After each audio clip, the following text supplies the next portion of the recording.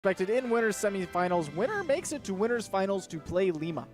And therefore a guaranteed third place or better. Breakout tournaments for both of these players. I do not believe Lunchables has actually been in a finals since entering the Shockwave. Not yet. Well, I think he did really well the very, very first Wii U Shockwave when he played Sonic. That's possible.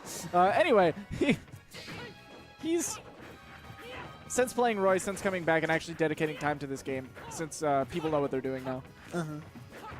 I don't think he's made it to a finals. He has consistently, I think, he said, I've consistently now made $10 at every tournament. Yeah, he has. I think he is poised to make a little more than that tonight. After breaking his 9th place curse, so this is really, really good for him. I think he's made top 8 a couple times. Oh yeah, he's definitely made top 8 a couple of times. He had a small 9th place curse, then moved on to the I'm making $10 every week club, you know. I'll tell you who has a curse. Who? You? When you speak about the people? That I was going to refer to. I was going to say I have a 9th place curse, but then I realized I've never made it to 9th place. I've also never made it to 13th either. Really? No, I've only made it to 17th once. I could have sworn. No, I haven't. Not even the week that you beat Mook?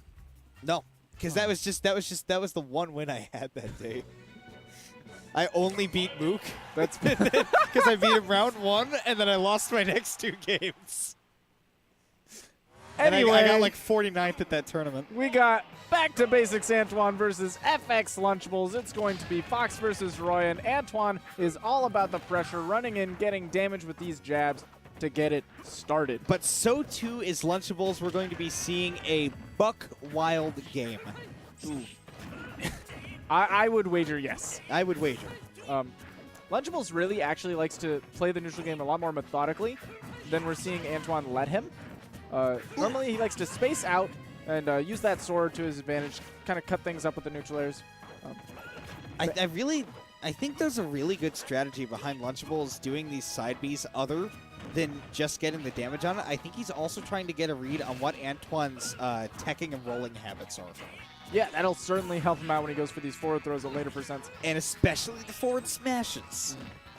Forward throws setting up into the tech situations, maybe getting those forward smashes. What I was alluding to. Now we've got... Lunchable stuck on the platform, is able to find a way out by slipping through with that neutral air. Oh, goodness, no Sakurai combo. Still? No. Antoine gave up ledge for a short second before pushing Lunchables back into the air again. How is he going to... Oh... Maybe a misinput? Possibly. I don't think that he wanted to up smash in that direction, at the very least. Unless he was calling out a roll, there's definitely a chance. Wow. 2 counters in a row. 2 counters in a row. Second one, ill-advised. Ill-advised, and Antoine capitalizing on it. Oh, Lunchable's getting that really good dash dance. Forward air not going to kill. Let's see how he covers it. Back air? Okay, he wanted to go for the Trump situation. There we go. Going for it We're seeing him again. get it. Oh, no, but Antoine has that option to get back on it, but capitalizing with the up B instead and getting the balloon with yet another up B. And this game is even. I'm excited to see one of these guys in winners finals. Yeah, regardless, it's going to be really, really nice. All right. So neither of these two want to go right into center stage and, commit to the approach. But after one happens, it looks like Lunchables has got control right now. He got control in the form of damage, but then he got stuck on that platform. That's not where you want to be against Fox. He got another balloon. What a whiff punish.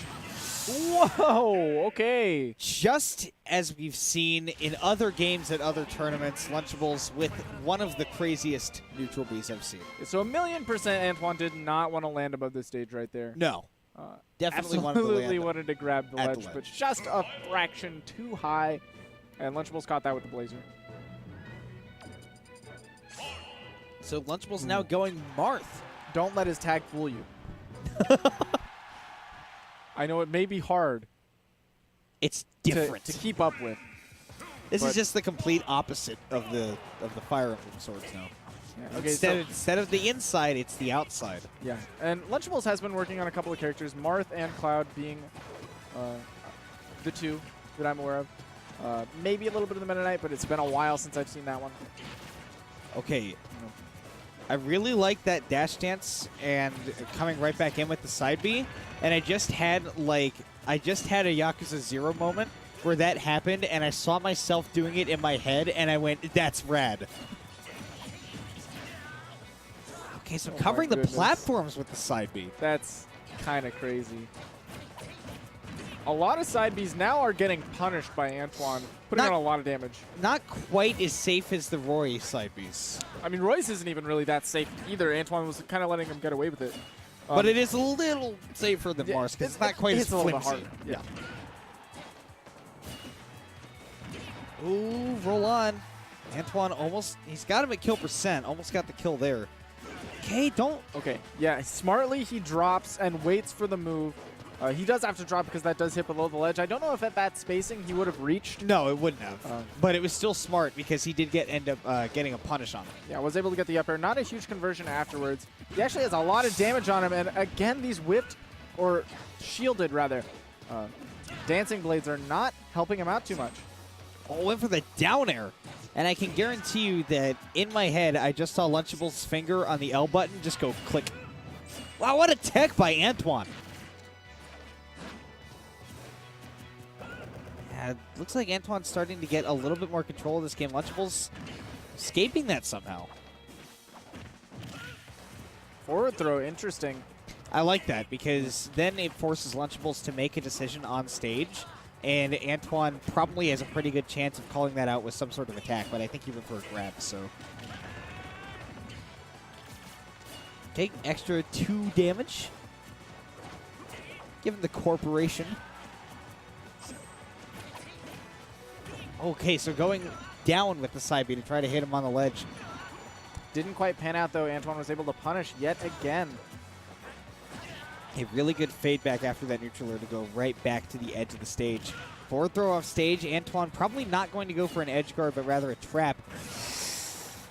Okay. Again, these counters, I mean, normally Antuan is very buttonsy, but in the edge, when he's doing the edge guards, it looks like he is waiting just enough for these counters to not really be the optimal decision.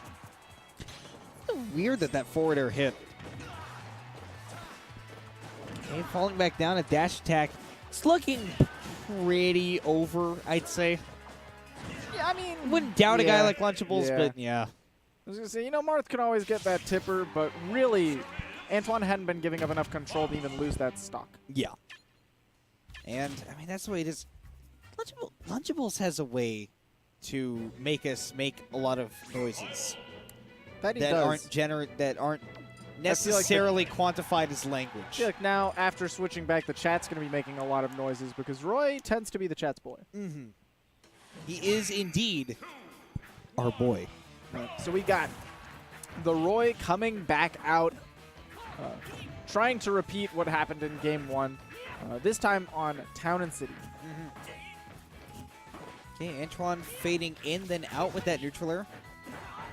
I think the Lunchables is just a lot more comfortable with the way that Roy's side B works as compared to Marth's. Or maybe Antuan's a little less comfortable dealing with the situation. I feel like the up throw, and here come the up airs. Damage. This is one of the things that makes Antuan so good. Is one, he's very aggressive, and two, he is uncannily good at doing the up airs. He connects them so easily. No, okay. Just to cover it, just to make sure Lunchables knows he can do that at any time. Counter. That was a really nice counter, actually. Lunchables maybe getting a little bit thrown off that Antuan rolled onto the other platform just that little bit. Would have thrown me off for sure. He's got to be careful here. Luckily, he didn't get any strong hit of that forward smash. Okay, forward air. Oh, I love the up tilt. Another great counter from Lunchables, but he probably can't keep using that. Okay, hoping to catch Antuan tripping again. Oh, that's going to be scary. Wow, okay, that's crazy. Actually, he got invincibility back from that platform despite being trumped because he touched the ground. That was nice. Lunchables just dancing around in center stage, daring Antuan to make a move. Okay, just a jab, but Lunchables putting out that up B. Not going to kill just yet. Now let's see, he covers the up smash, finally connects for him. So Lunchables the past, I think 2 or 3 times that he has been able to go for that trump, Antuan has been able to invalidate it. One of them definitely was by using that side B. Roy didn't have a fast enough option to cover unless you go immediately for that option. It's an all-in. Options, options, options, and Lunchables is opting to continue combos where he shouldn't even be able to. Okay, rolling back and forth. Stuck in this corner right now. The tricky movement. Now Antuan is the one struggling to find a kill on Lunchables because Lunchables has suddenly stopped getting in his face and started playing very defensively, and now has Antuan and a big percent in.